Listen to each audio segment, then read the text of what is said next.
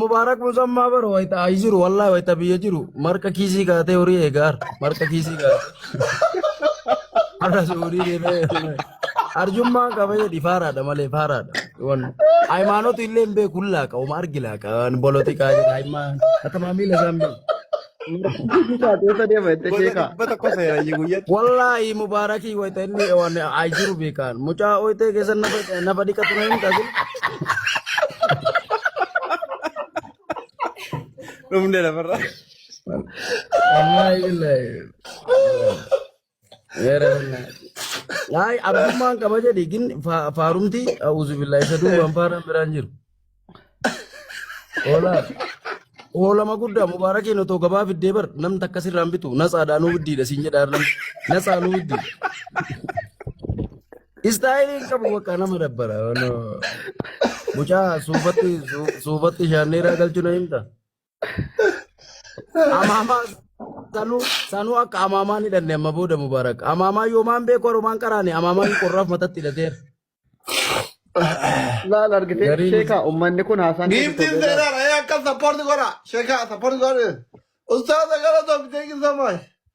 akkas garuu ana dhiifamana gaafadhu Bashannanuu barbaadan sheekaaroo bee fooloo godha giftii kennaafi.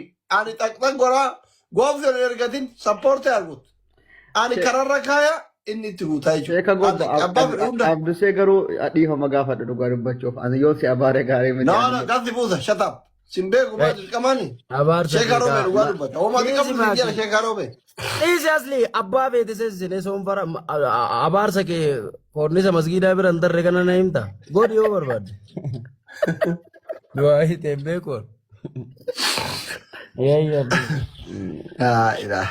mee nama tokko nu waame maqaa dha'i asli eenyuun Enna walla kama dhugaayyuu Mubarakiin gorsa asli Mubarakiin kalee maasitti oorruu keessa Mubarak war udaanuu muka qabatee udaanaasitti wayita biyya jiru isa giddii udaana qixxaa nyaatee kuttii waliin muka qabatee udaana kalee ruuza arabaa xiqqoo nyaatee waree godha. Waan nama beektaa? Reediyaadha. Reedii kam? Reedii shaamu? Reedii tokko mee? Reedii mucaa diimaa tokko mee? Alakuma reedii wannoo beeka reedii Jarmanii jiru sana ilaala ko. Reedii Jarmanii ka jiru diyaaspoora beekta. Amma culullee beekta? Ay waliin inaasoo wasaasli reedii በጣም ስለሚመቸኝ ነው የከተማ ላይ ነው reedii ጽድት ያለ ከተማ Amma culullee beekta amma culullee sabbar zeera jedhaa ka hordoftu. Ahmad Culullee lakkana jarman jiranes Ahmad Culullee hin beeku. Waan kiyaar bashiroo beekta?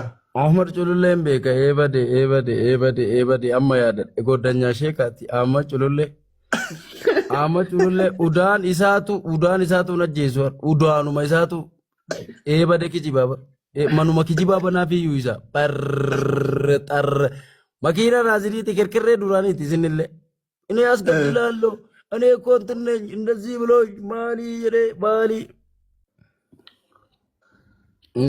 አስፈራራ ይሳለ ለመገረማ አኒ አህመድ ጩሉሌ ኦቶሮቤት ተርጌ ጫቲን ቀየረዴ ብራን ተራ ጫቲፍ ሲጃራ ቀሰመን ቢለ ምርጥ ፋራ ነው እኔ አይመቸ ይምቤጋ አህመድ ጩሉሌ ሰገቴ ሸዋዬ እርድና ጀላንገሙ አከን አስፈራራ Kiyaar bashiroo beekta?